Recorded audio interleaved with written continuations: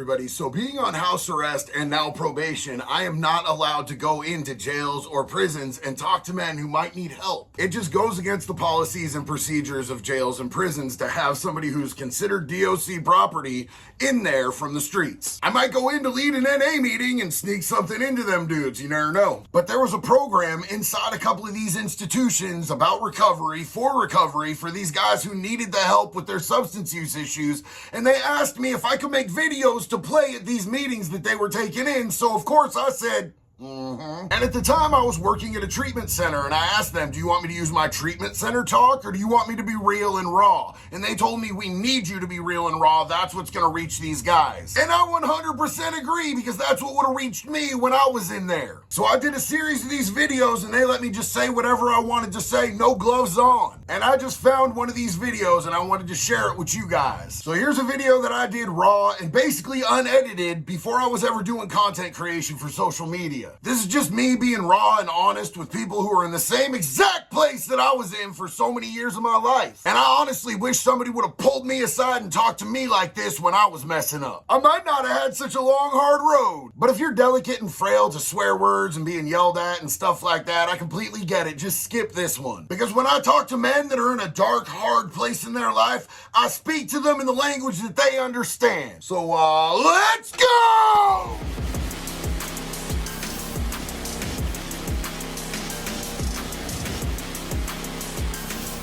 Gotten comments from people that say sometimes when I make these videos about recovery that I seem fucking angry. I'm not angry, I promise. I'm fucking passionate. I'm passionate. And I take very little in this world personally. I try to live by the 4 agreements. There's wisdom and there's truth in there. And one of them is take nothing personally, right? And I try, but there's one thing that I take very fucking personally. And it is what substance use disorder did to my life and to the people that I love and to my potential and to the years and fucking decades that I lost to it. I take that very fucking personally, man.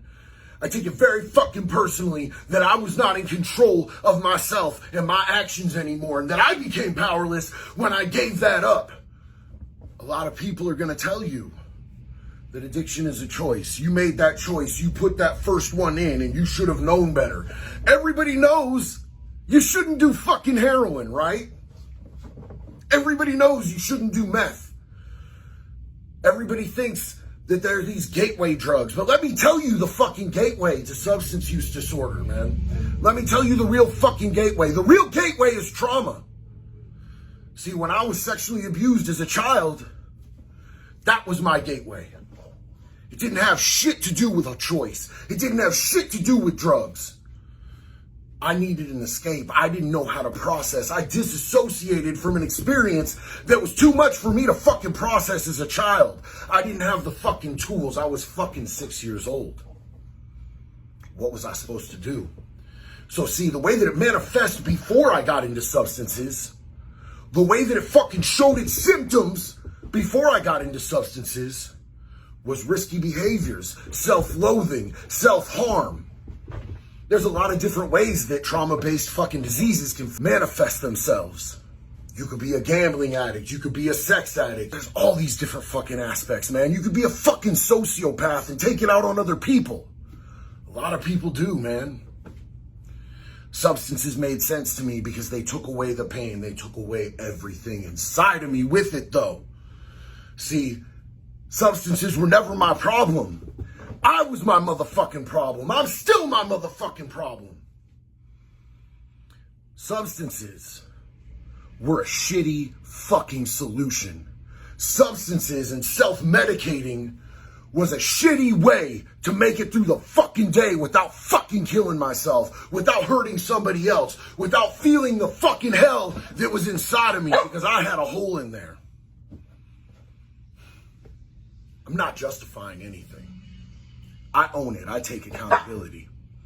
I did things that I shouldn't have done. I opened doors that never should have been fucking open. I get it.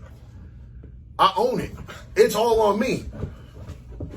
You know what else is all on me? My fucking recovery, man. What I do about it now. The man that I'm gonna be now. Fucking today. Fucking this minute. And today, I'm gonna be a man who loves hard. I'm gonna be a man who acts out of kindness and love and patience and forgiveness. And sometimes that looks kind of fucking aggressive for me. I'm an intense human being. I've been through some shit, man. You go sit in fucking prison for years and years of your life and see if you don't come out a little more intense. Things affect people different ways. This is who I am. And I am fucking passionate. I'm passionate about recovery. I'm passionate about substance use disorder. I'm passionate about not seeing anybody else that doesn't have to go through decades of what I went through, go through it. Because that's the only thing that gives meaning to my suffering. The only way that any of it makes sense and it's not all just fucking static and suffering for no fucking reason is if I can turn it into a positive by helping one other human being, man. One other human being. And once you help one other human being and you feel that in your soul, trust me, you're going to want to help more human beings. Because there's not anything else in this world that really, truly fucking matters than the effect that you have on other people. That's the point. That's the point of all of this, man, is how you affect other people. And I want to be the person at the end of the day who's remembered for helping other people. I want people to have more in their hearts about me than just the fuck shit that I fucking did to support my fucking substance use addiction. And today I have that choice. Today I have those options. Today I see clearly what path I need to take. It's not always the easy path, I promise you. There are late nights. There is coming out when you're exhausted to show up for another fucking human being that's in suffering. But it's worth it. I'll take those late nights over the ones I used to have any fucking day.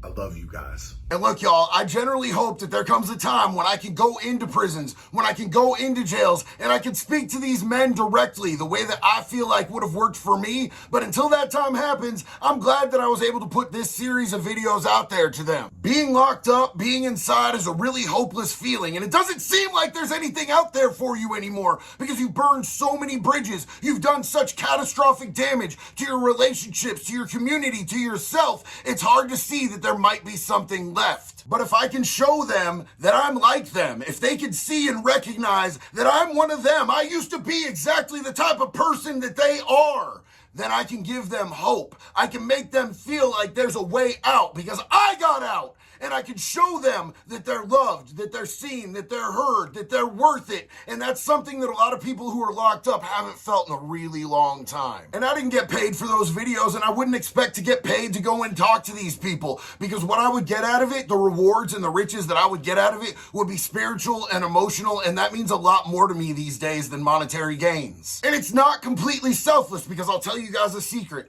Every time I do something for somebody else, I get to love myself a little bit more. So I thank each and every one of you guys that wrote out and watched this with me today, man.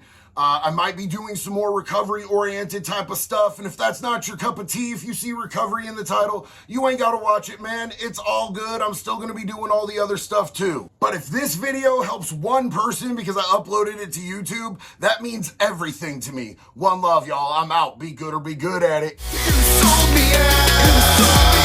Did I let you down? You were bouncing around that whole other video, man. Like that video that you were just doing the most, trying to get me all the time. What is wrong with you? You ADHD like me, and that's part of why I love you. Mwah!